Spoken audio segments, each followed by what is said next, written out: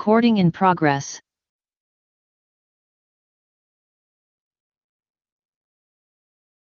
You have your speaker on. Buenos dias. Good morning. Good morning. Guten Tag.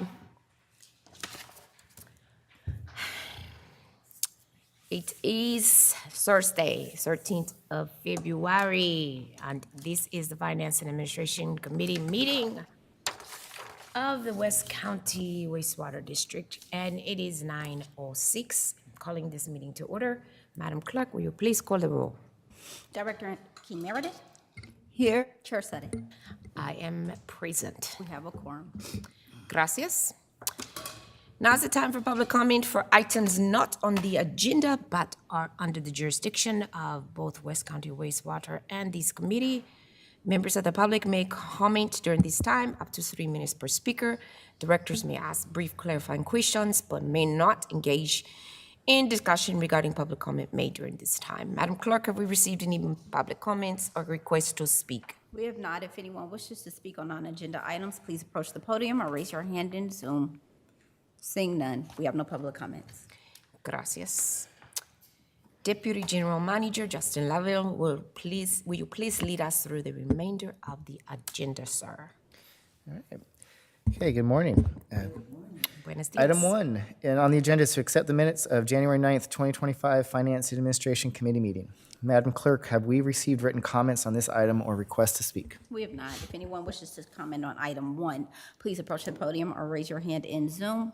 Seeing none, we have no public comments.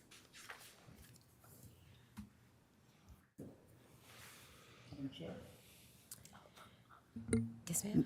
Madam Chair, I would like to accept the minutes of January the 9th, 2025 Finance and Administration Committee meeting. I have no objection. We can move the item as accepted, sir. All right. Okay, item 2 on the agenda is to review the fiscal year 2024 annual comprehensive financial report for the year ending June 30th, 2024. Madam Clerk, have we received written comments on this item or requests to speak? We have not. If anyone wishes to comment on item 2, please approach the podium or raise your hand in Zoom. Seeing none, we have no public comments. All right, just as before we get kicked off, I just want to have Maria Bagley, our finance manager, introduce our speakers, our auditor, David Alvey. So he's joining us remotely. But yeah, so this is our annual comprehensive financial report that is for the fiscal year ending June 30th of 2024. So we have completed the audit, and we'll give you a presentation on the financial status from there. So Maria, if you want to just do a quick introduction, and then we'll turn it over. Good morning, Board, Director Sadeth and Director Annie King Meredith. Every year we go through an audit, which is required by government code, and we contract with Mays & Associates. The lead partner on our audit is David Alvey, who will be here to present our financial results to you for the fiscal year 24. Yeah, I'm going to share my screen, okay? Okay, and before you start, because I know we love acronyms, can you, I know what the comprehensive financial report is, but this is the CAFR, correct? The forum now is called the ACFR. So can you just make sure that you say that at the general meeting, that it's not the CAFR anymore, it's the AFR? Because I know you will be asked, okay? Thank you. Great. Well, good morning, Chair and members of the Audit Committee. My name is David Alvey, and I'm a CPA and audit partner of Mays & Associates. Thank you. And my firm is the district's independent external auditor, and my role every year in this process is to come in and review the financials that are prepared by management and render an opinion. But before I jump into that, I just want to go over quick highlights of the audit process, the annual audit.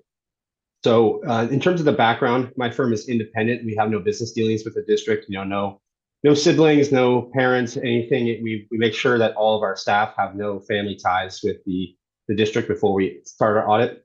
We conduct our audit according to standards generally accepted in the United States of America, auditing standards. And that requires us to do certain things like planning an audit, doing a risk assessment where we sit down with the entire team and look at the district and see what areas we think are risky and develop an audit plan to mitigate those risks so we can actually issue our report.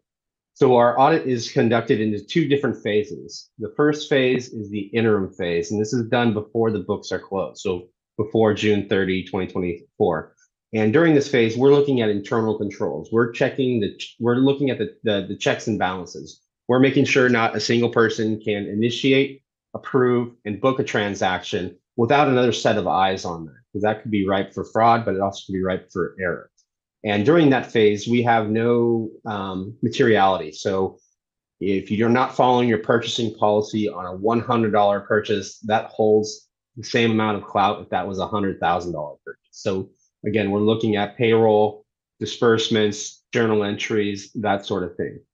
And so once we get an idea of how the environment is and how we're going to test it, we come back at final after the books are closed. Now materiality comes into play. Now we're looking at balances. They're sending out confirmations to your banks for your cash balances. We're sending out confirmations to your legal counsel to make sure that we have all those liabilities books as well, looking at the pension, the other post-employment benefits, capital asset balances, and like I said, cash. And after all of our testing is done, we get our management representation letter signed by management saying that they've given us everything in full faith. And at that point, we have our audit opinion. And I'm pleased to say on page 1 of the annual comprehensive financial report, we have our audit opinion, and it is a clean audit opinion, also known as an unmodified audit opinion. And that's the highest level of assurance that a CPA firm can give it in. So congratulations, you passed your audit. A couple of financial highlights on page 14 of the report is the statement of net position. You can see that you ended the year with 110.1 million in net position or equity for the year, and that's 120,000 decrease from prior years. Not a very big swing.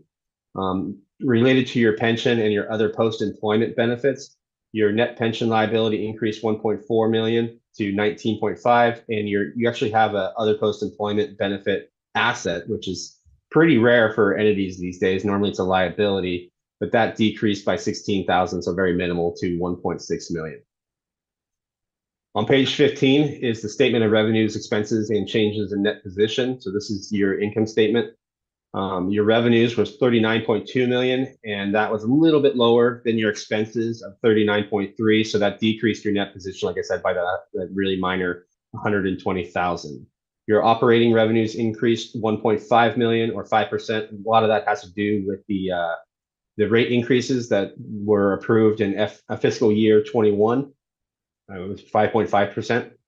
Your operating expenses increased by 5.8 million or 23%, and that had to do with increased costs of the treatment of wastewater and increase in utility costs, along with the changes in the pension and the other post-employment benefits. That all flows through that operating expense. Your non-operating income increased by $1 million or 26%, and that has to do with just investment earnings. With the interest rates high the way they are, we're seeing this across the board where we're seeing investment earnings increasing over last year. We also have to issue what's called the Memorandum on Internal Controls and Required Communication. Now, this is also called the management letter, and this is my firm's communication with this governing body of things that we found during the audit. And they became categorized into three buckets. Material weakness. That means something material can flow through that internal control environment and not get caught. We have nothing to report there. Significant deficiency. That something significant can flow through and not get caught. Nothing to report there. And then the last one is just other matters, and that's just kind of the catch-all. And the only thing we have in there is upcoming Government Accounting Standards Board pronouncements, so that are coming down for the next couple of years. Second part of that document is the required communication. So this is my firm's communication to you that we had no disagreements with management. We had no issues with management's accounting assumptions or estimates. You know, management is part of being an accountant. You have to estimate, things like useful life of capital asset, fair market value of investments. So we analyzed those assessments and estimates, but management had no issues. We have no reason to believe that our scope was limited. Management was open and clear on giving us everything we requested. And we don't think, we don't think there was a second opinion. We don't think management had another CPA firm waiting in the wings just in case we didn't issue an unmodified audit opinion. And with that, I just want to thank Maria and Yukiko for all their help and open up to any questions you might have.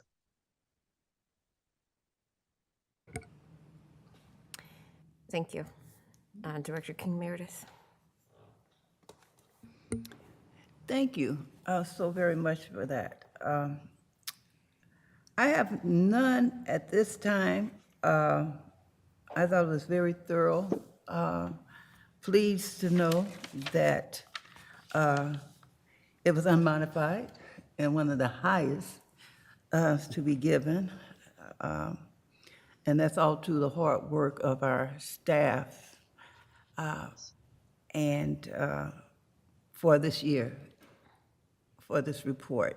So at this time, I have none at the moment. And if something do come up, I will ask my chair if I may speak. But right now, I'm fine. Thank you. Thank you very much, Director King Meredith. Thank you for your work on this. Just a couple of questions to point out because we will be taking this to the full board. And I know you were going through this fairly quickly, and we expect for the board to read this on their own before they come to the meeting. But is this small word expect that always gets me in trouble because it doesn't always happen. Read thoroughly before they come to the meeting. So a couple of questions or recommendations maybe.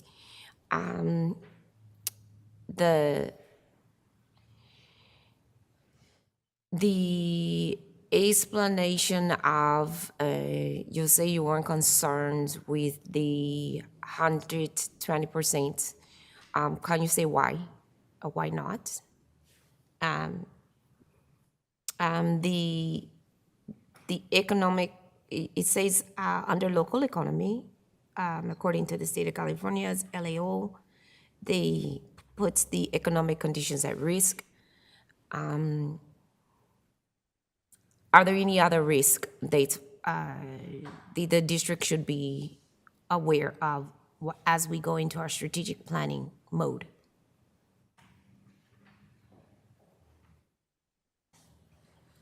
I mean, in terms of financial risk, Yes. not that I can, nothing that I can see coming down the pipeline. I mean, there are risks in general, just in terms of local government with, I mean, right now, I mean, it's nothing really you can plan out for other than, just having good security, but like, cyber threats are a really big risk when local governments are being hit by cyber attacks, but that's nothing really that, other than beefing up your internal systems, that's a risk, but nothing in terms of that I can see in the foreseeable future.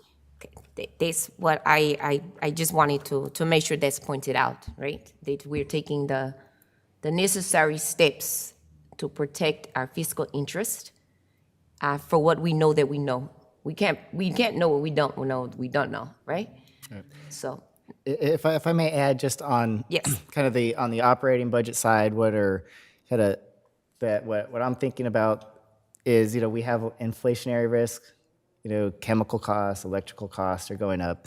Our Clean and Green project is, in progress, but it's taking longer than we anticipated. So that just means there's additional expenses in the operating budget that we can't realize yet. So we're anticipating we're going to have some significant operating savings once this project is done. And that, I think that's a risk, is making sure that those savings that we anticipate are going to be realized. So I think that's something that we just need to think about in the back of our minds, that we're anticipating it, but it's not real until the project is live and active, and we can get that data and see that our assumptions are true.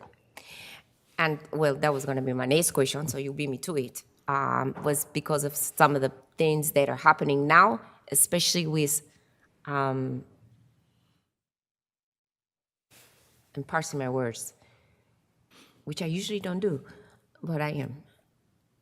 with some of what's happening outside of our control, with some of the procurements, let me see, logistics and purchasing challenges we may face. And the fiscal, so under long-term planning, which has to do with the clean and green and Buy America, Build America, and any of the materials that we may have to still purchase to complete the project. Is there anything that we as a board need to take into consideration that may change that? Then that those inflationary risk that may be tied to not just inflation, but increased costs due to tariffs or anything else that may change their financial position. I mean, we'd have to, I mean, we can't say for certain I right know now, we don't but know what it's, we don't know, but that is what's on Right. my mind. It is it is a risk of, you know, especially on the capital side, if there are products that are not manufactured in the United States or that are significantly more expensive. So that, you know, when we're thinking of are products from other countries going to be more expensive in the near future Yes. that we have to purchase, or the equivalent in the United States is, you know, more expensive. So, and things that in the past we would have purchased from one place, but now we're gonna have to purchase from somewhere else at a higher cost.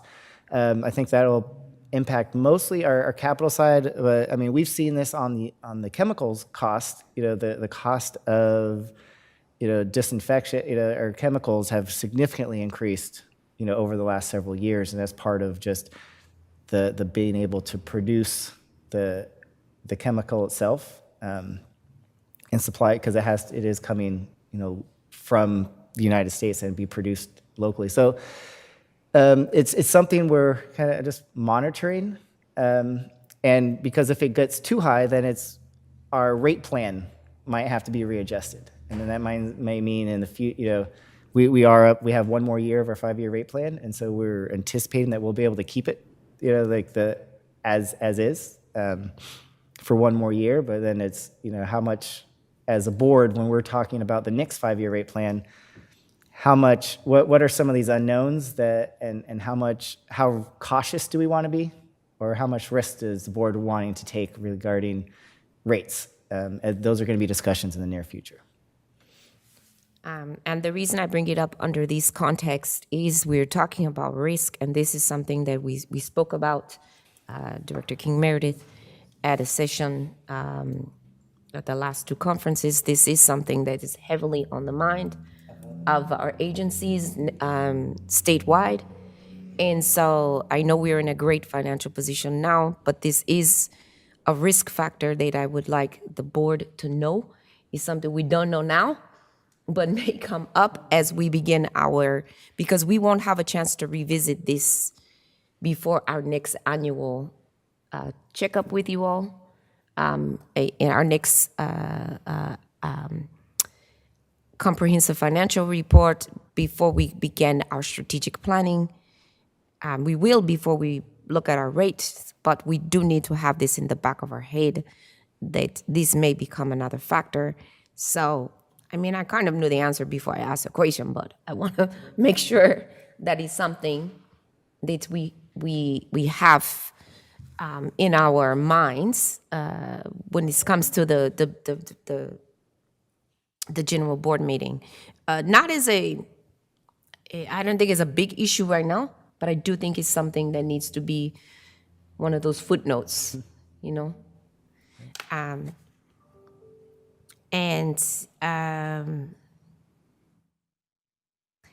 do think on a positive end. Thank you for mentioning the awards and acknowledgements, but I didn't see the new trophies. I mean, the new certificates. Where are the new certificates, Justin? They're little medallions that are just put up on there, but we're Yeah, but where is he? I know it always sneaks up on the wall, but you don't bring it to the board meeting. oh, you wanna bring the next time around, we can Yeah, make you a said presentation make a about it. presentation. Because The we didn't do that with GFOA the, but yeah, so we can, yeah, the GFOA, for those who don't know, I just know, 'cause especially at our office too, and I go to a lot of those meetings, and after I wake up, after second section, after I wake up, Maria, I feel, come on up to the microphone. I know these are, so I'm gonna say these to you and to Maze too. I mean, there's some hard sessions to get through because they make you stay all day. And our CFO, I have to go to these meetings a few times a year myself. And I mean, the certificate of excellence it's not hard to come by year after year after year after year after year. And so at the end, we take for granted that we're going to get it every year. And, the board needs to know, and the public needs to know that not only have we achieved it, but when we achieve it and what goes into achieving it. So it would be nice to at least bring me the narrative so we can make sure that we announce it at the board meeting. So I will say it here and then I will say it again at the board meeting, but congratulations to you and the staff, the support staff, and to you. I know you're wearing your hat as the deputy general manager, but before that, it's the head of finance and administration for this work year after year after year after year. That's impressive. That's impressive. So thank you. I know it's not easy work. It's not an easy lift, and it's the work that's done behind the scenes that people don't see. So those are really admirable achievements. So I beat you down on one end, but I pull it up on the other. Director King Meredith, anything else to add? Now that I say what I say. Only to ditto and to say again, congratulations on the highest accommodations at this point for all the staff. Do we need anything else on here? Let me see. Anything else to add before they take it to the general board? Director King Meredith? Any other questions, or I told you about the acronym, right? And the change from CAFR to ACRA. Yep. Yeah, because that is, there's a common, CAFRA was common and now AFRA is Afro. Sound like Afro. I want to say, They just switched the I just want to say letters. Afro so bad, but it's Afro. But, just letting them know that that's it. Other than that, you want to make a recommendation, madam? Yes, To move it to the board? yes. I'd like to make a recommendation for Oh. our, So, hold on a second. Have we received any written comments, madam, for these? And do we have any public comments on this? We do not. I can check again if does anyone have any comments on this item? That's item 2 on the agenda. We don't have any. And we haven't received any written ones? No? We have not. Okay. Now, I apologize for interrupting you. oh, that's it. Do you want to move it to the general board?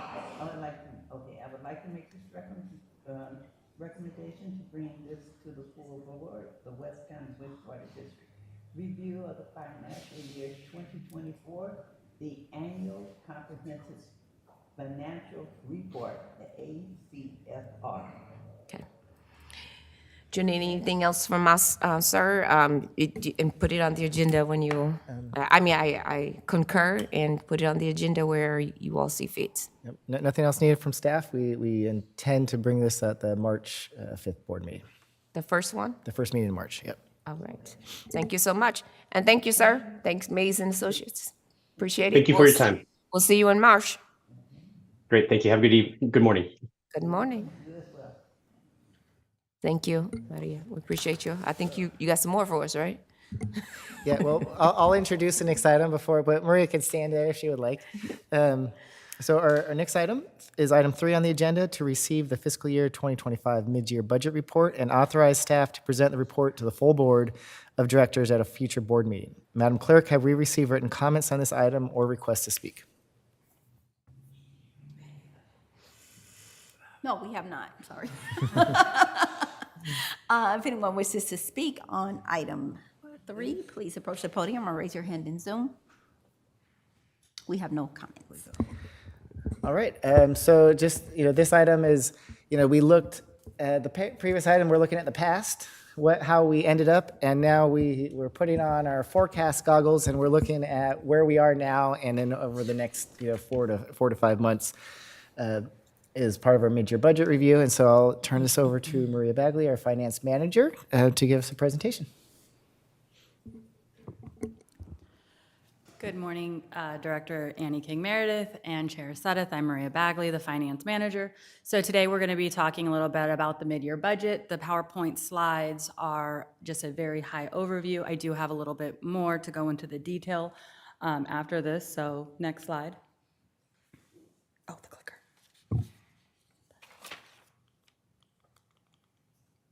You're doing it. You're. All right, so we have our actual 25 revenues and our adopted revenues. So our actual revenues total 22.7 million, 18 of that 18.2 coming from our operating, and the remaining 4.5 coming from non-operating.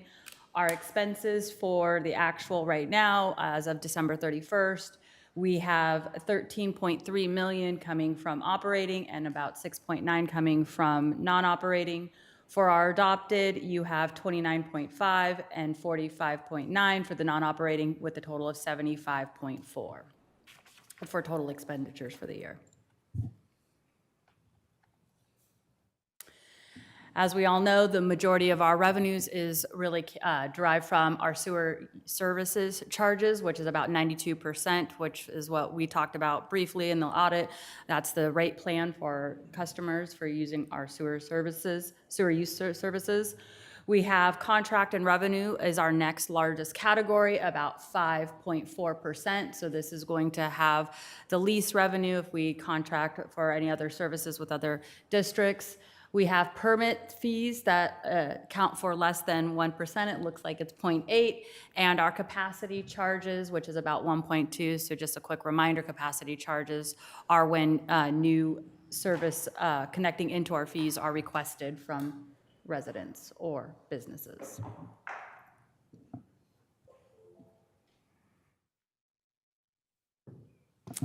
So this is our status of our operating revenues. We have about $18.2 million earned out of the 33 that we were planning for.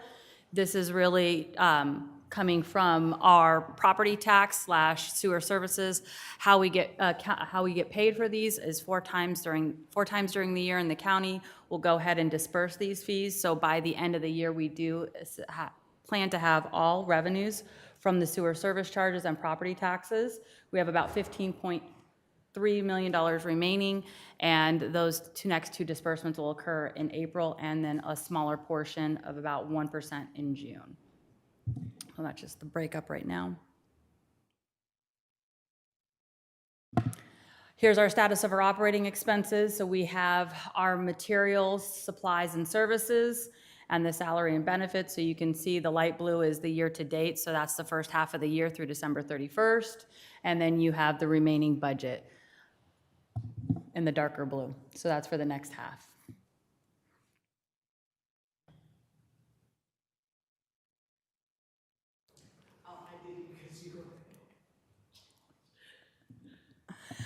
All right, so we have the non-operating expenditure. So this is our total 2025 adopted budget. You can see the capital expenses and the non-operating account for the majority of it at about $33 million. Our debt services are 7.4, and other non-operating is about 1.8.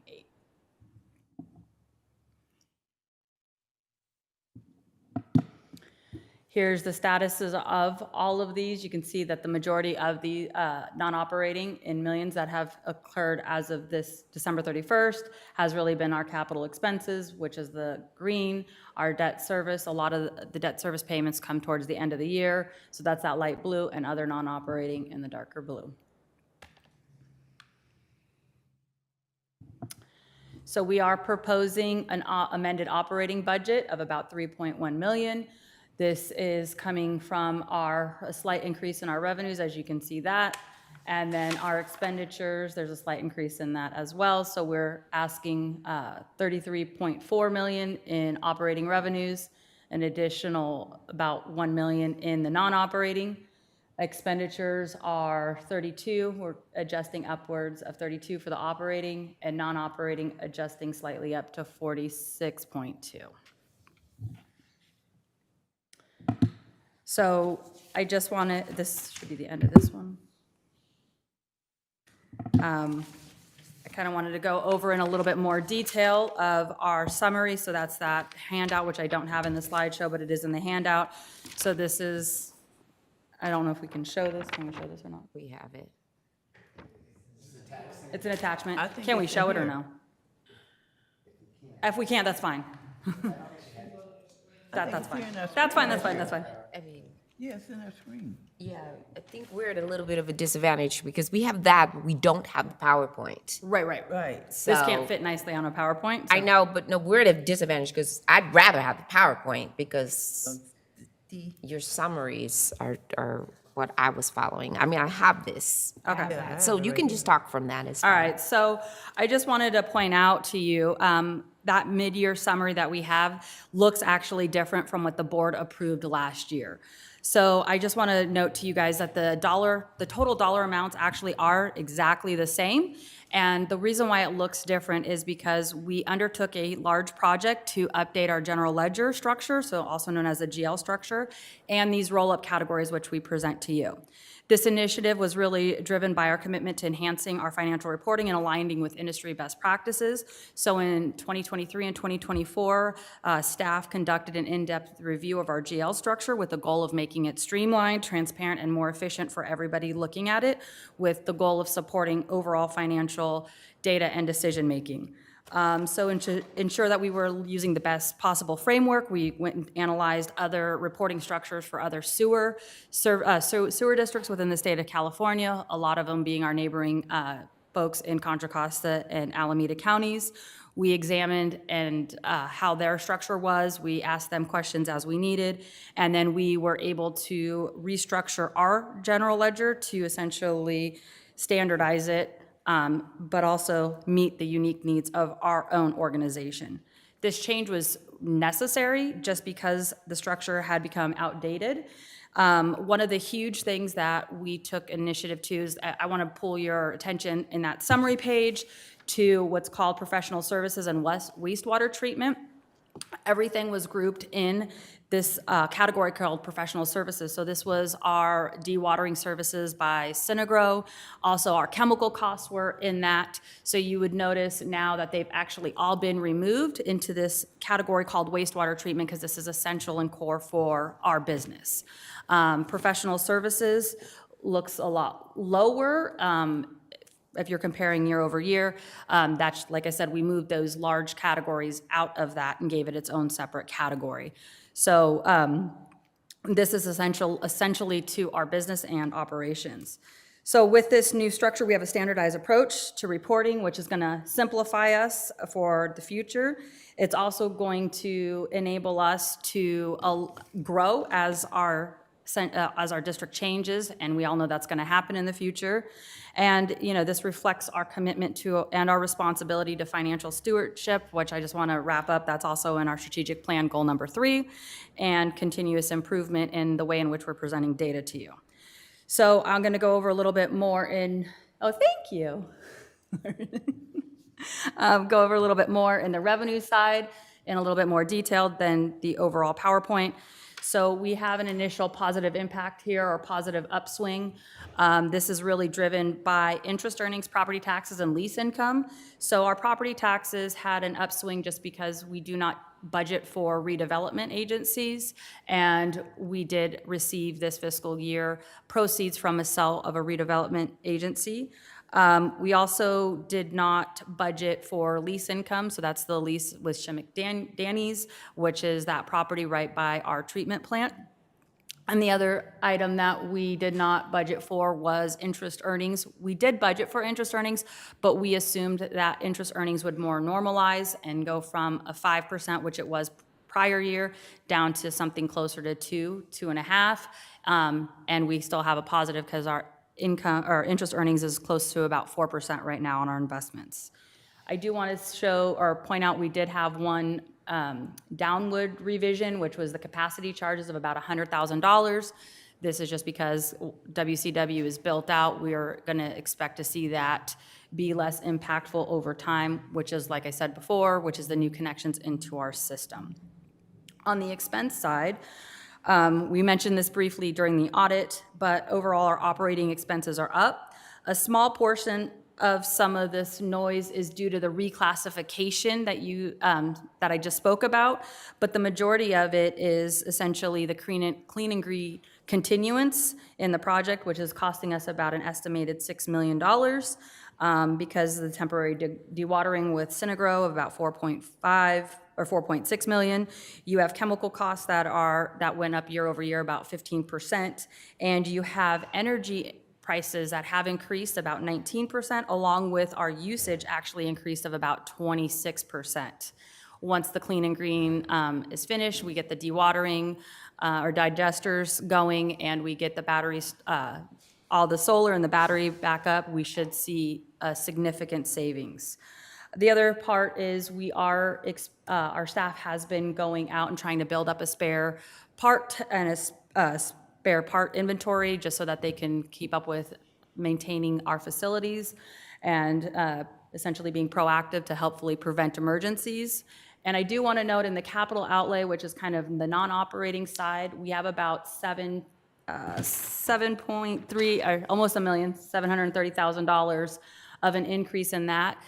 We don't expect to utilize all of that. This is really driven by vehicle purchases, and vehicle purchases have a long lead time, so we're asking for that budget amendment now, knowing that just to create the PO and start to get that process rolling, and so that in fiscal year 26, we can actually take delivery of these, because some of these vehicles have lead times of 9 to 18 months. And that is all I had.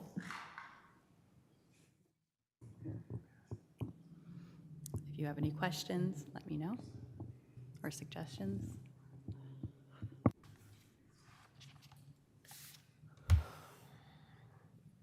Director King Meredith. Okay. Thank you, Ms. Bagley, and thank you, Chair Sutter. I had several questions, but like the mine, like I said, I'll think of them later. But as for this page, the revenue page, as I was looking at it and looking at the very first item, operational revenue, that I see that for our sewer services, under the actual as of 12/31/24, that the project is holding at 30 million, 0.9, okay? And that it doesn't need any amendments at this point. And I was just wondering why, with all these different changes going on, that it wasn't also giving, any amendments to the amount. So this is based on the rate plan. So in July, when the board votes to put money, are essentially a levy on the property taxes. So we know that this money is good. This has essentially, there's no amendments to this really ever, because this is essentially a predetermined rate structure for all the property owners within our service area. Okay, so we have our property owners, and we have our commercial owners, and we have other entities that folds in for this amount of monies and for this pot of monies. If I could just add just kind of how it works, it's, the rate, the amount that a property owner pays with our residential and commercial, with the exception of a few industrial users that pay, they are, the rate is determined essentially a year, the year before. Oh. And so when we go to the board in June or July, and we have this really long report that just has APN and the amount, that's given us the authorization to put that dollar amount on the property tax roll. And so we're what we say, what gets on the property tax roll, what the board approves, we know we're going to get it. Okay. So there's a lot of certainty related to those. We do have a couple million of this sewer service charges. They do get billed. So like East Bay Mud, we have a couple. They have some discharge from their El Sobrante water plant, but that doesn't fluctuate too much. So we're able to budget that and be fairly accurate. Okay, so that explained all the different amendments. Okay, I'm fine with that. But I was just curious, and I hope that I'm not too much stepping out of line, but I was curious with one of the mention notes of the audit, which is a done deal, but it was on page 50, and I saw something about Crockett Sanitation District, and it went from 61,000 of that year's 61,734, and in 2023, it was 17,783. It was on page 50. So you're That was talking about the Crockett. dollar amount, Crockett. Yeah, that was Crockett. Yeah, so that is a contract we have Okay. with Contract Community Services District to maintenance of a lift station, pumps out there. So in 2023, it was more. We had more revenue. So what happened over the last year? We've had some safety concerns in the Community Services District. So they need to do some repairs that we're not responsible for. So some of the regular maintenance activities have decreased while we're waiting for Crockett to do some of their needed repairs on their facilities before we kind of go back up. So that's on a side note. That's a contract that we're going to be looking we'll be Okay. looking at in the near future of how that's structured.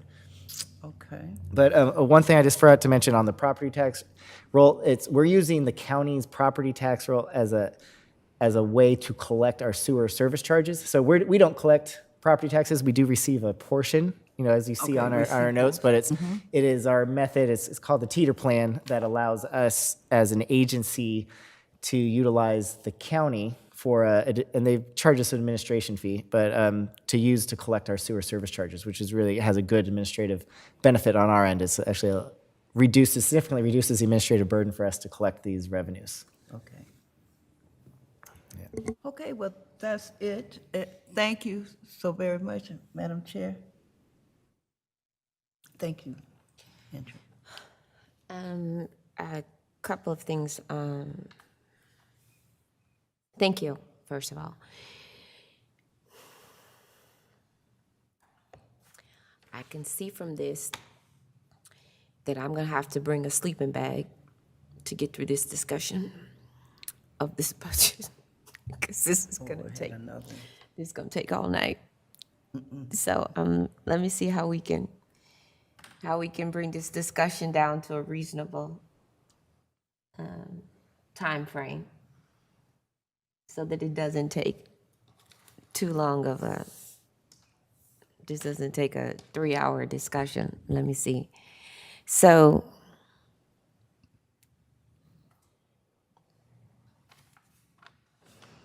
the sewage services charges.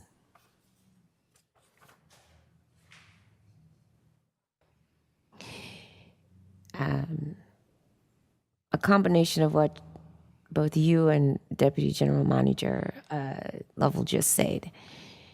Can we condense that into just a sentence for the board to remind them that how we determine the sewer rate charges has to, in fact, have a legal basis to it, that we can't just make up a number and, raise the price any way we want to, that it has to have a basis to it.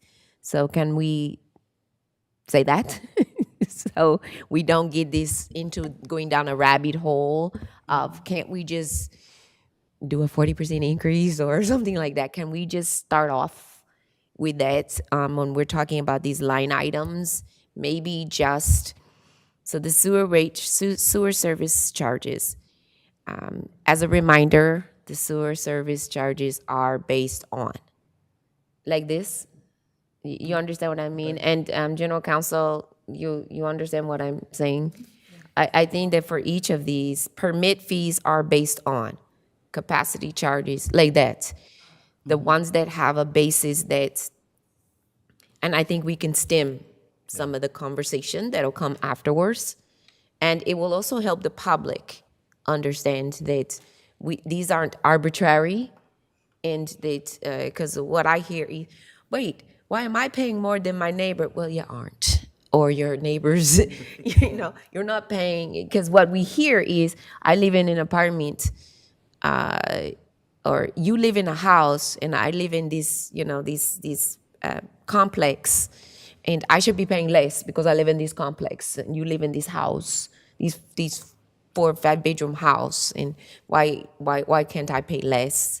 And they don't understand the basis of the connection versus the fact that they live in a 1 bedroom, 1 bath house. That's actually more than a one sentence answer, but it is, we do go through a process Yes. as part of our sewer rate plan. Yes. And have consultants, provide a basis for the rates, looking at our expenses, looking at what our needs are. And so, and that complies with Prop 218, which is our legal, which is the state law and the Constitution that says this is how we can establish rates. And so as a board, you approve a multi-year rate plan. You could do it every year, but it's just a lot of work to look at every year. So the board approved in 2021 a 5-year rate plan, and we are following that plan. There's definitely that is kind of how we're at. I think there's a lot more discussion if somebody wants to say they're paying more or less. Multifamily homes do have a reduced charge versus a single family home, but it is not based on flow. We make some assumptions based on flow to come up with the rate, but we do not. It's very difficult to have a meter on your sewer, your discharge, because it's not consistent like water that's under pressure. So it's much easier to monitor and look at how much water is being used, potable water, versus how much discharge you're going into the system. So that's very common with many other sewer districts, that we make some assumptions looking at kind of the average flow, and then we base the rates on those amounts. So that's the half-page answer. But that wasn't even half page. That was about 2 sentences. That's close enough.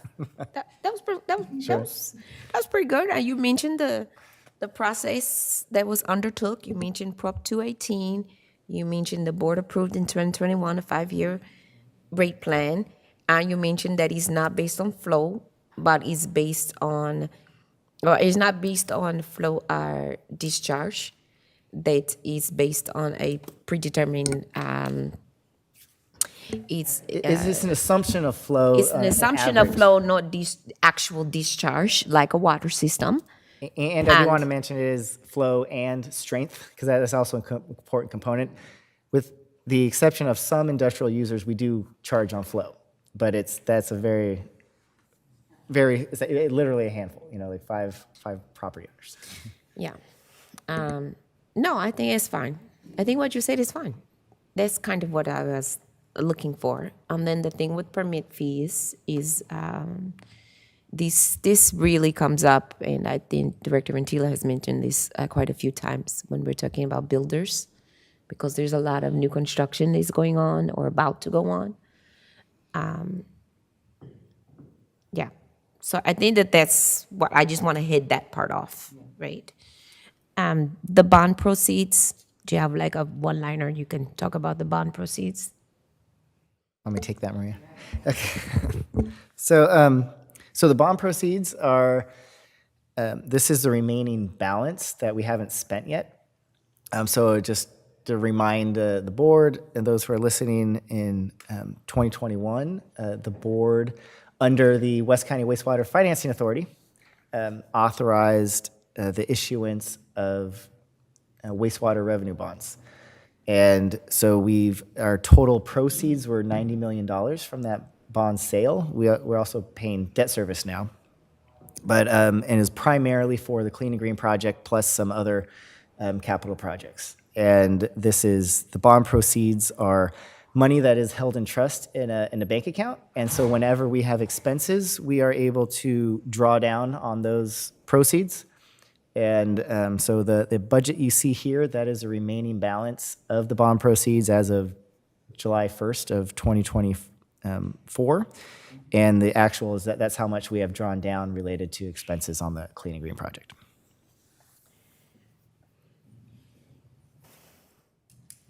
Okay, so this is Clean and Green. Okay, so I would hit that off, that discussion off, let them know that there's the bond proceeds and that's the balance left. And there was one more.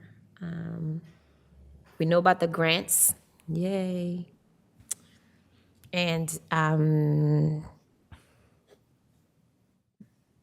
well, I know about the grants. I should have made that presumption that people remember about the grants. So you may want to. If I, for the record, I can say this is this Yeah. 1.8 million is a grant that the West County Wastewater received from the San Francisco Bay Restoration Authority for our the shorthand of the Living Levee, which is a horizontal levee project for to continue the design. And if the board recalls, they just recently, the last board meeting, approved the contract with Methuen to continue the design work of that project. So this is going to fund the next phase of design for the levee project. I think that's perfect. I think that this kind of thing will help make this discussion go a lot faster. And I'm being careful because some of these I know, but I'm trying to think people may not remember these. The same with the property tax. It's gonna come off the property tax rules. This is like, we gotta pay it whether we want to or not.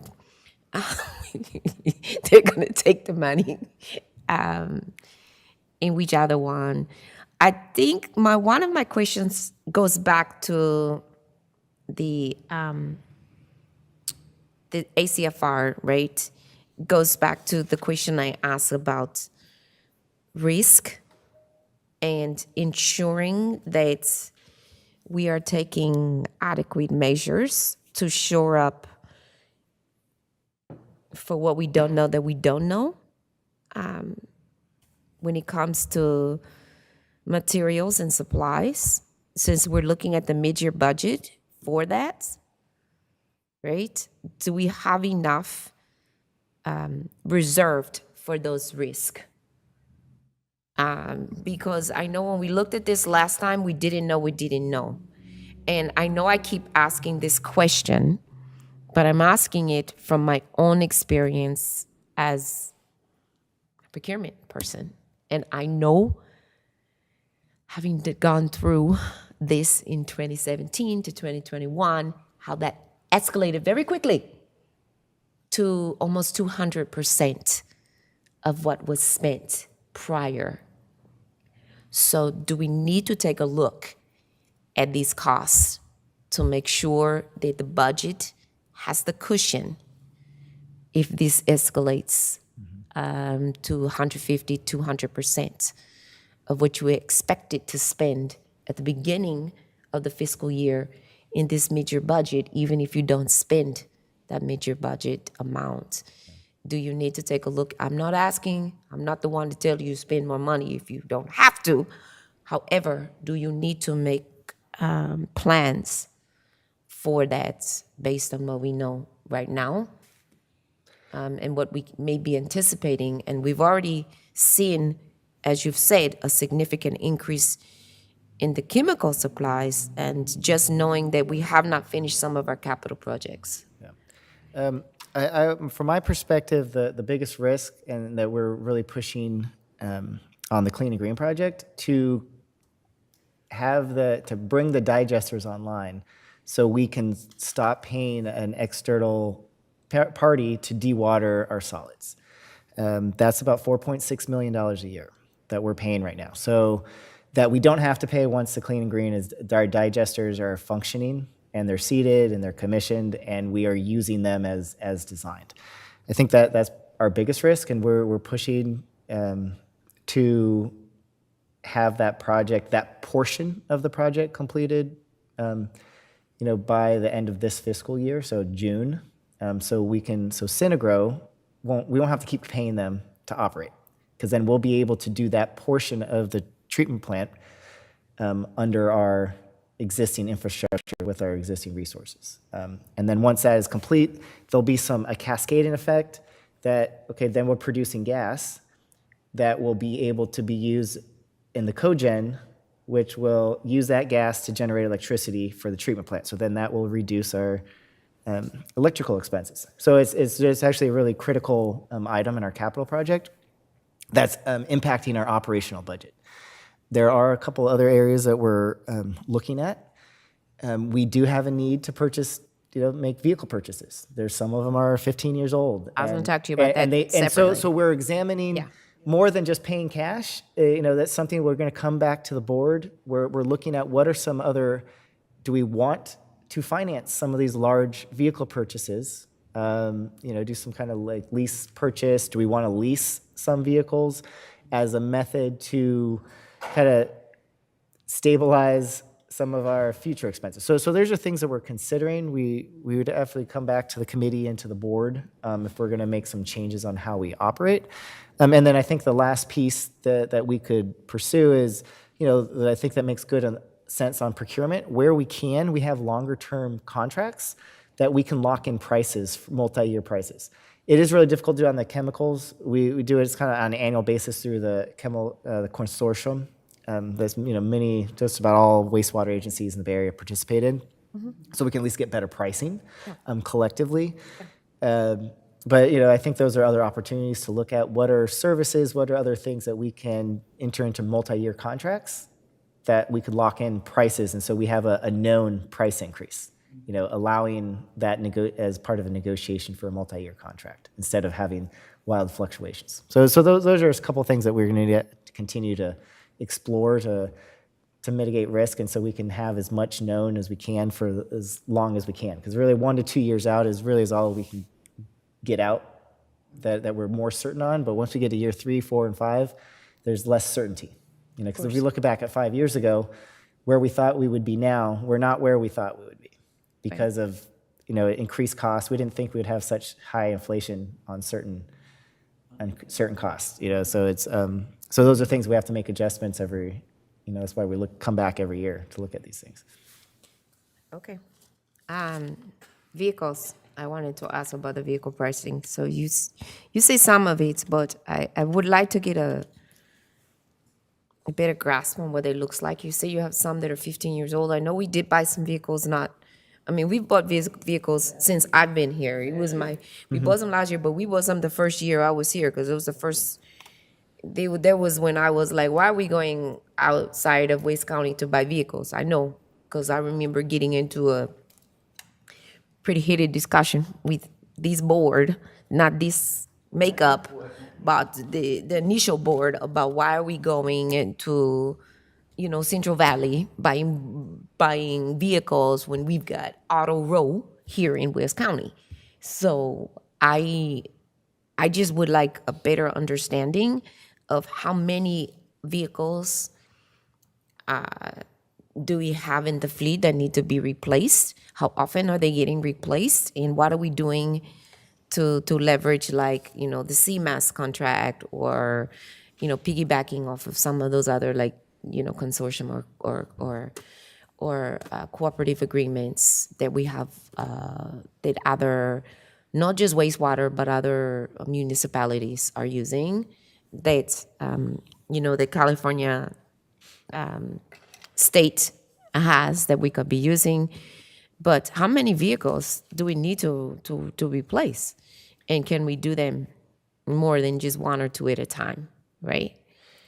But I remember when I came in 2018, we bought vehicles. So that's not 15 years ago. So I know that, but if we have some that are 15 years old, those need to be replaced. I'm just wondering how many. I just would like to see a report of how many we need to replace so that we can get them done. Instead of doing 1 or 2 at a time, which to your point about multi-year and longer term, if you can do more fleet buys, you're going to get a better pricing, but you'll also get better maintenance contracts than you do if you're only buying one or two. Right. So I would just like if we could have some kind of report on that. You can also make a better decision about financing or leasing than if you're only buying, two or three. If you're buying 5 or 6, if they know that we may only be buying 3 to 5 right now, but we're also going to be coming back next year and getting 3 to 5 until we replace the whole fleet.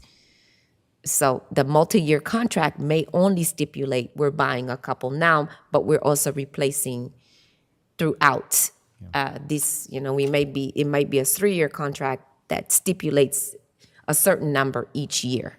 Yeah. So I just wanted to get a handle on what that looks like.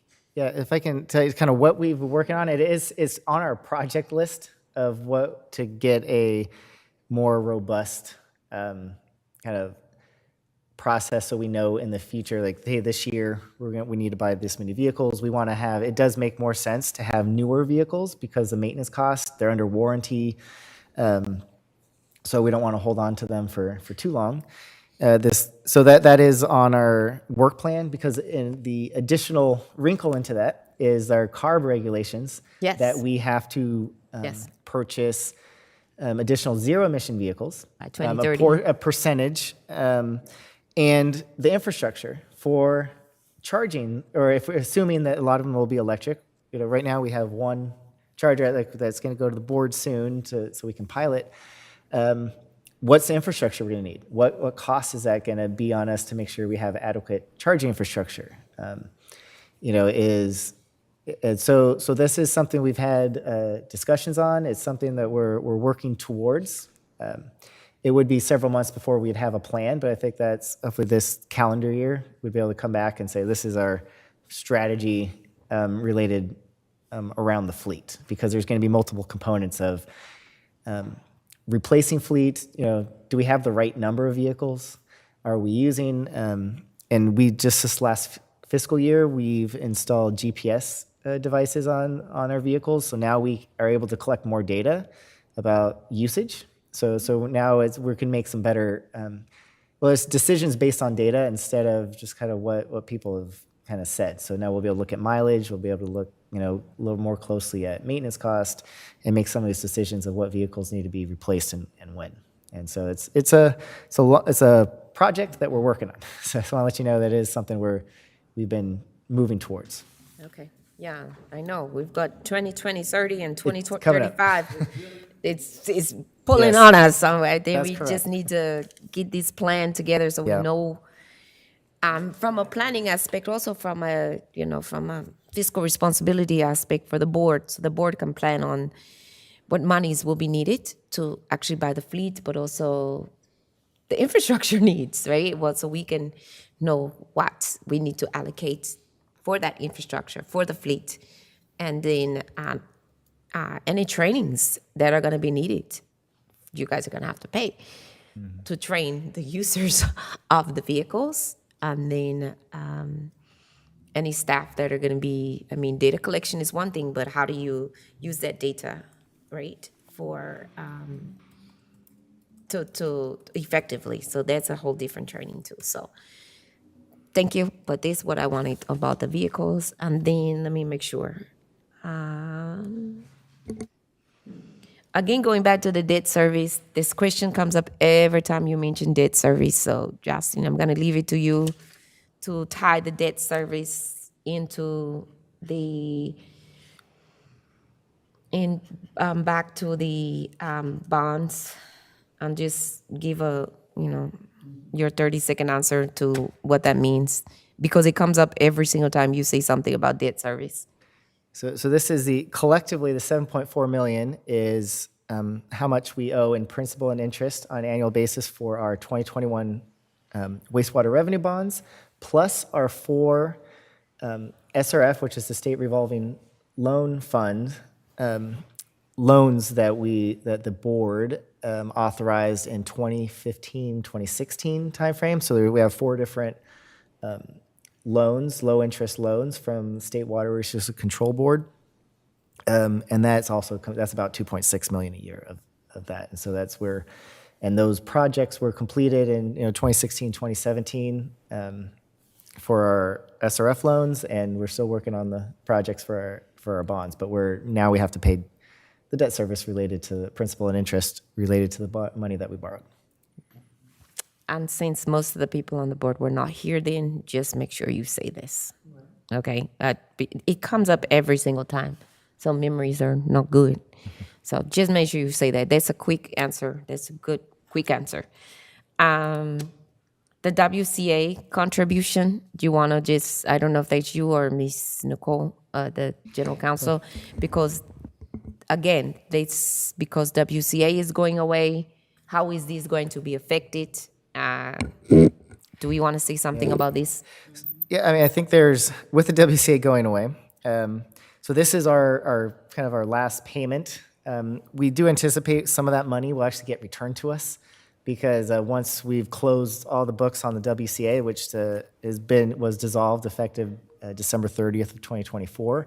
But it's going to be a few months of really essentially closing the books. That takes a little while to make sure all the any pending invoices are paid, that we've done an audit for the WCA. And so once we've reassigned, as the board, if you recall a previous item on one of our boards of reassigning one of the contracts from Corollo that was under the WCA is now under West County Wastewater. So so we'll get some of that money, we'll get back. We've already paid it to the WCA, it's in the WCA bank account, but we anticipate maybe, I can't say for certain, but some of that $600,000 will come back to us, but it's expenses that we are already obligated to pay through contracts or through PG&E. So how this will look in the budget going forward, there are going to be additional cost. So as part of our clean and green projects, there will be solids handling, drying, creating Class A biosolids. As part of, which wasn't related to WCA, which is part of but kind of related to the disillusionment of this, is once the clean and green project's online, in that portion, we're under negotiation with City of Richmond. So we anticipate some revenue to come in related to City of Richmond's biosolid treatment cost. That they're part of our operating costs. So we anticipate to see additional revenues. There will be some expenses that we will have to pay towards City of Richmond for the SBS facility, which is any of our secondary effluent that ends up out into the bay. It gets at the City of Richmond wastewater treatment plant. It gets dechlorinated, so there's additional chemical that goes in there, and it gets combined with the City of Richmond effluent, and then there's a shared outfall line that goes out into the bay. And so there will be some costs related to that, but we've been, as Corollo has been studying kind of the joint use cost, and so we're under negotiation right now to look at those exact fees. But we do anticipate in fiscal year 26 that we would start seeing some revenue from City of Richmond related to biosolids treatment. So that's in the future, but it's kind of related to the WCA going away and our clean and green projects, how we've changing how the treatment plant operates. Okay. So I may mention a little bit of this and then pivot to you to just give a quick little answer, but basically we'll get some of these back, but then that particular line item will go away. Correct. And we'll have some revenue and some expenses. Capital outlay, capital expenses. Yeah, this one. I know we expect a lot of these to go once clean and green is completed. But right now, I'm just going to leave that one alone. So the CSL spot repairs, what do we expect with all of this rain? We good? That might be a general manager question, but It's what do we expect? things can happen. I mean, there have been some overflows from the rain. That's what we heard at the last meeting. Right, in the last meeting. Yeah. They're not doing as much spot repairs, but as one of our budget line items too is as part of this increase in professional and technical services, a little over a year ago, the board approved a contract with National Plant Services to conduct additional CCTV inspection and cleaning of larger diameter pipes. And so, the work is continuing about the maintenance of the collection system. And then there's the capital group is continuing to look at and design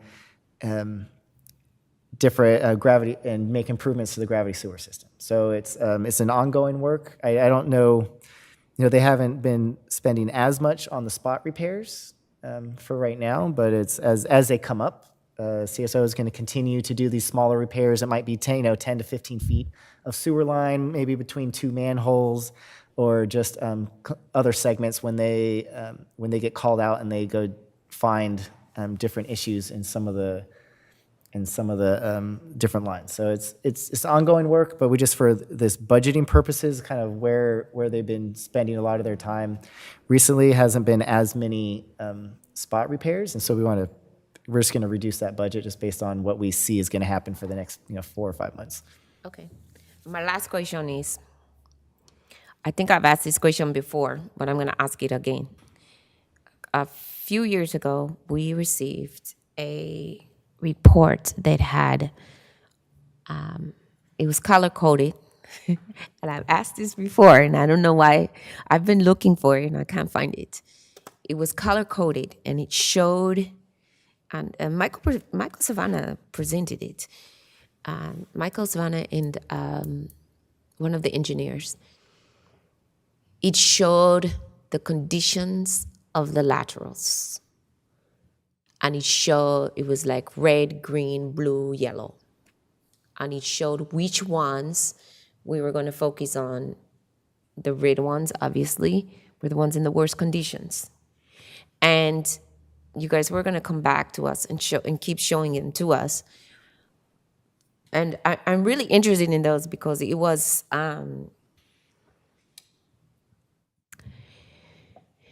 something that, and I remember because Director Stanley kept asking about this because it was when we had the really horrible, they called it the once in a lifetime, and then it happened again the next year, storm, where the lift stations kept overflowing.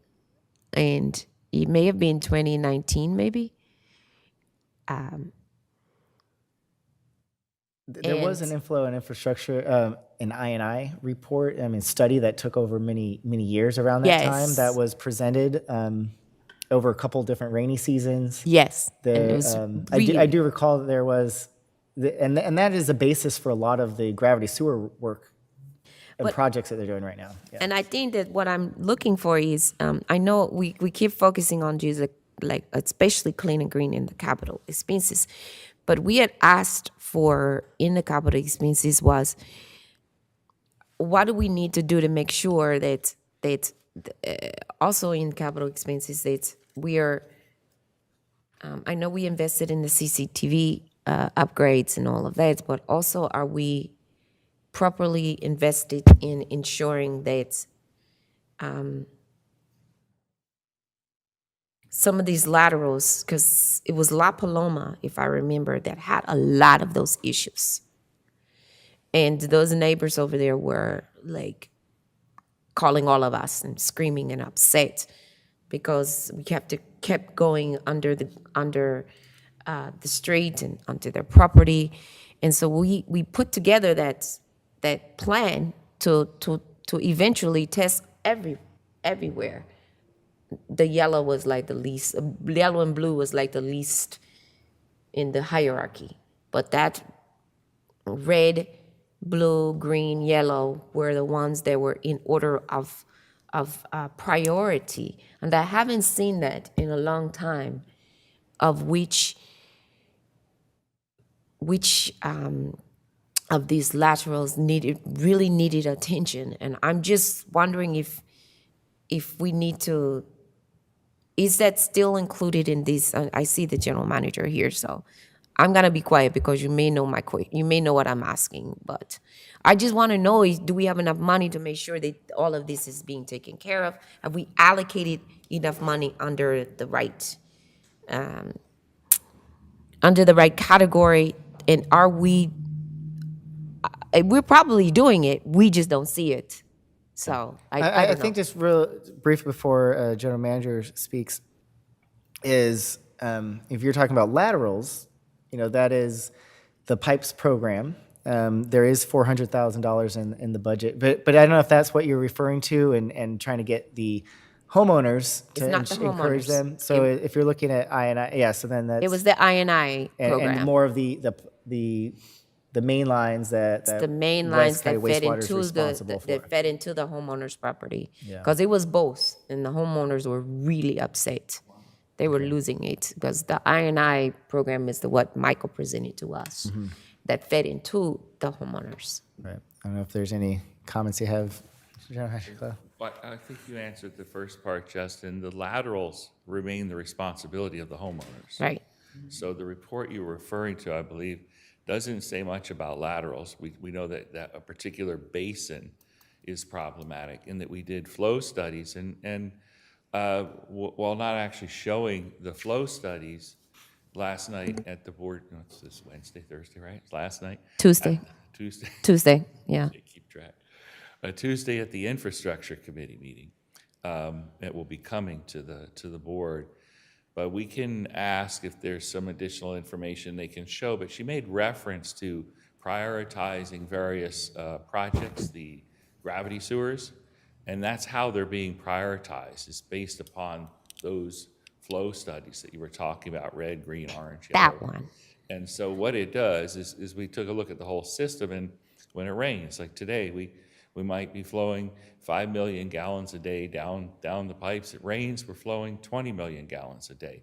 Where are we having those not correct numbers? I'm just I know. using as an example. I get it. Where are the problems? Where are we seeing the most inflow and infiltration into the system? Which the problem with that is it causes potential overflows downstream, where we run into capacity or constriction problems as they make their way to the treatment plant, or we get too much flow at the treatment plant, it overwhelms it, and we can't treat it all. So those are the priority areas, and that's how we'll prioritize the gravity sewer program. Do we have enough funds? No. And that's part of what we'll talk about at the strategic plan. There's clearly a lot of unfunded capital needs, in the future, because if our system leaks, and it's a matter of time. Are we going to take 25 years to replace enough of these gravity sewers that we see significant reduction in I&I, or are we going to try to do it in 5 years, which is really not possible? Again, just an example. So it's all about the intensity of the program. The spot repairs go after the problems that we see are immediate and we need. There's a particular failure that caused a sanitary sewer overflow in that location, some of which are done by contractors, some of which are done by our own staff. Part of the movement you saw in less spot repairs by contractors right now is also an effort to make sure that we preserve our capital budget right now as much as possible and have more of that done by staff for a period of time. That may change back. We're also ultimately moving more to inspection and less cleaning because there'll be more efficient use of those resources based on the data as we collect more and can utilize it more effectively.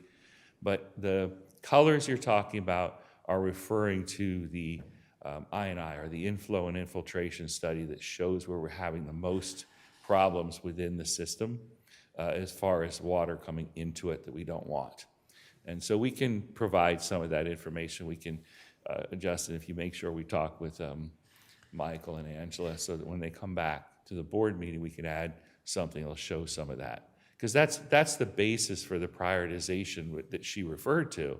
That's where they're drawing a lot of that information from and how they're determining where we should go do the next replacement. Where do we have the biggest problem with either capacity, which will end up in a sewer overflow when we have too much, or areas where we are contributing a lot more water than others during the rains, et cetera. I think this is what I was looking for. I believe that's and what you're referring to. This is what I'm referring to, but so when we were at the meeting, and I think it may be time to go back to like City of Richmond, City of São Paulo, for where you did the last presentation to explain because we know that the laterals are the responsibility of the homeowner, right? But when it's backed up and when the gravity sewer is backed up, right? They don't care. They don't care. They start screaming at us, Sure. and they don't know where the line is between the sewer and their lateral, and they start screaming, and it becomes a public relations nightmare because I can tell them all day long, the lateral is your responsibility, but when that sewer is backed up in front of their house, all they know is the sewer is backed up and it's our responsibility. Well, if the main line that is draining all of those laterals connected to the homes is backed up and has a problem, and that's why you're getting a backup into the home, hopefully there's backflow preventers that are appropriately working. If they aren't, well, guess what? They were in violation. They didn't have backflow preventer. Yeah. But that's why they're required, is when something like that happens in the system, so it doesn't flow up into the person's home, but will come out in the street at an access point, and will then drain, and we can get at it easier. Also, we can recover some of it, and we don't provide a backflow into someone's home. Right. That's why it's a requirement that so if they're getting a flow back into their house, in all likelihood, they don't have a backflow preventer, which means they're out of compliance. Right. So there's a little bit, now in other areas, you just can't flush because it's slow, because it backs up. That could be a capacity problem that's really our responsibility ultimately. And those are the areas where we see those high INIs. That's what happens, is the system gets overwhelmed and you can't put much more into it. So you will have a backup or an inability to flush or move the fluid out of your home. I think that's what I was looking for, is that. And especially when you have people who are like up in the age, and it was mostly them who were really complaining. They were like older, 80, 90-year-old, and they were just like really. I was at the what do you call it, the Center for Aging. I was listening to them at a meeting, and they were the ones who were just like. And there are definitely parts of our system where we have a problem with that. And some, it's an odor issue. Some of them are different Yeah, problems. they were talking about the odor too. Right. You said that about the odor. Right, the La Paloma areas, and that has. It was La Paloma. That's a different problem. But the INI study showing those high inflow areas, typically those are going to correlate with the problems that they might have in flushing, because you're having a capacity system due to the flow increase. In some other areas, there's capacity issues just because the pipe sizings are not significant. Are not significant enough. We've identified and eliminated many of those, but that's also a big part when you saw in the budget the capacity fees that are charged to new development. That's exactly why is a new development could be putting in a significant increased flow in a particular branch of that network, and that network might not be able to handle that because the pipe sizes are not large enough. So at times, they might be required to actually help fund that increase in the pipe size needed to be able to attach them safely to the system. The other portion of it is essentially it's a built system and they're buying in to use it. They're owning a part of the system. Everybody else is paid to build this. Now you're coming on and want to use the system. It's the chicken, it's the hen running around the farmyard saying, "Gonna help me make some bread?" No, no, no. And then when they cooks the bread, it's like, "I want some." Well, you didn't pay for any of it. So that's what they have to do, is they have to contribute at that point. And that's what is you buy into the system. And then they pay a user fee just like anybody else. It's a good sentence, Justin, for capacity fee. I don't know if they'll understand the bread and the chicken, but it's a good sentence for capacity fee. Yeah, Okay. I think No, capacity tell that charges. story a little longer, maybe. Makes sense. Yes, Everybody but you knows didn't buy into it, so you can't flush. If your toilet don't flush, this why. But no, thank Basically, you. they want something without having to contribute to it. Isn't that like the American way? I want it. Okay, thank you. And that's This, usually, most of those are usually developers that we work with. There's yes, some developer smaller fees. hookups or annexations are added, but it's usually, a discussion with the developer. Developer fees, got it. Okay, this what I needed to know was that right there. Okay, thank you. It would be great to have that report, that study, the flow study. I think, actually, I think it would be wonderful to have that handy at the meeting, because I know I've asked for it a few times, and I know at least one other director has asked for that, because that priority will be handy. That was it for me. I think that was enough, but Director Meredith. Well, with that. Thank you, Madam Chair. This is a recommendation for the fiscal year 2025 mid-year budget report to be presented to the full board, and this is the mid-year budget review, Yes. okay? Yeah. So you want to recommend sending it to the full board? Right, I'm recommending. With, yes. with these recommendations that we've given you, and I know we've had a robust discussion today. Yeah, Hopefully we'll shrink the discussion at the board meeting, or make it an easier, or not easier, facilitate the discussion at the general board meeting. So do you all have enough information? Does staff have enough information? I believe so. I think we've Okay. got some Okay. direction to add on to our information presentation for the board. for the Thank you. board Wonderful. review. Thank you. Thank you. Appreciate it. We can move that item, sir, madam. All right, next item is item 4 on the agenda is reports or on issues or matters pertaining to the work of the committee. Madam Clerk, have we received written comments on this item or requests to speak? We have not. If anyone wishes to speak on this item, please approach the podium or raise your hand in Zoom. Seeing none, we have no public comments. Director King Meredith, do you have anything? Not at this time, Madam Chair. I just have a request to staff and general counsel. I know that we have some new rules and laws that have come up that have been effective now. I know that there's been a change on the Levine Act, the increase, and there's been a couple of other laws that affect us as a board, and then also for the district. So I just wanted to request that maybe a quick briefing or training at the board meeting. At the board level? Yes. From general counsel. And that was it.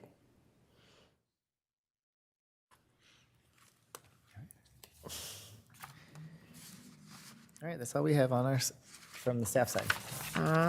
Okay, and then are we scheduled for review of contracts soon? Because we're doing the mid-year review, we should be coming up on a mid-year contracts review, right? Yeah, we'll put it on the schedule. We do have a lot of F&A committee items in the next couple months. So we'll kind of see where that falls. Okay. We did do a little less than a year ago, the contract, so it is about that time. I want to make sure it's just about a year so we can give you another review, but we'll put that on a future agenda. Okay, and a reminder, I know coming from F&A committee, we do need to put a reminder. One of our biggest items that I want to remind is that we have our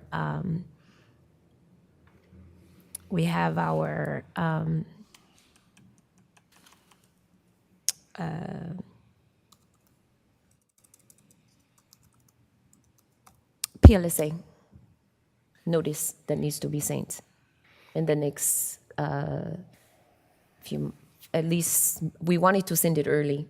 So at least we wanted to send it in March, between March and June, we wanted to give them notice early. Yeah, we've had a discussion with general counsel, so I believe we'll be very soon be ready to provide to the board. I don't think we have much more updates than what we've provided to the F&A committee The last in the, time? in the, in So the recent when- past. So I think it'll be about next time will be to the full board, Okay. and then so that we can have a discussion on the next steps. So will we get another report with information, more than what we had F&A last committee, time? it probably will not be because we don't have any new Nothing new? information. Okay. So I think it'll just be a similar report that would go to the full board that's been provided to the F&A committee. Okay. Just updated. Okay, from good. those in there. Yeah. Okay, that was it for me. Anything else, Director King Meredith, before we adjourn? No. Okay, Madam Clerk? To you. Next FNA meeting is on March 13th, here at 9 a.m. Nothing further. Okay, thank you very much. With that, we are adjourned at 10:36. Gracias all. Oh, and happy Black History Month, and before we adjourn, happy Black History Month, and also happy, not just happy, I should not say happy, I don't like that word. And it is also Heart Awareness Month. Take care of your heart. It is not just Heart Awareness Month, it is Women's Heart Awareness Month. Heart disease is one of the biggest killers of women. So take care of your heart. Women, go get your heart checked. More about that later. But take care of your heart. Tomorrow is not only is it Valentine's Day, but in the spirit of Black History Month, it's Frederick Douglass's birthday. Have a cupcake for him. Thank you. With that, we are adjourned 10:36.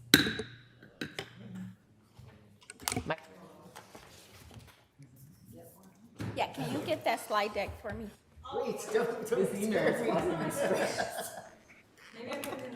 My blood pressure is going up because now we have another issue. That was a lot of pages, maybe I missed it. Why is your blood pressure so high? There's only 2 attached. No, one is the full statement. Yeah. You're making me worried about my health even more. Okay, if it's not, if it's in there, yeah, okay. I don't, hold on. Oh, I did see that. Yeah. We finally found it. Yeah, because I was like, 2013 was the first release when I was able to. It's actually, it's right here. Oh, So we. so, go up. No, I compass. No, I compass. I mean, well, I'm already just in here. So that's that report. Yeah, that wasn't bad. Thank you, by the way, for. So I know we can put in service requests. So I was like. So see, I reached out to the person. it goes right to the the full report. I don't remember seeing it in there. I thought it was one. It's fine. It's fine. I mean, I have. Yeah, I just have to attach it to the menu. You smell good.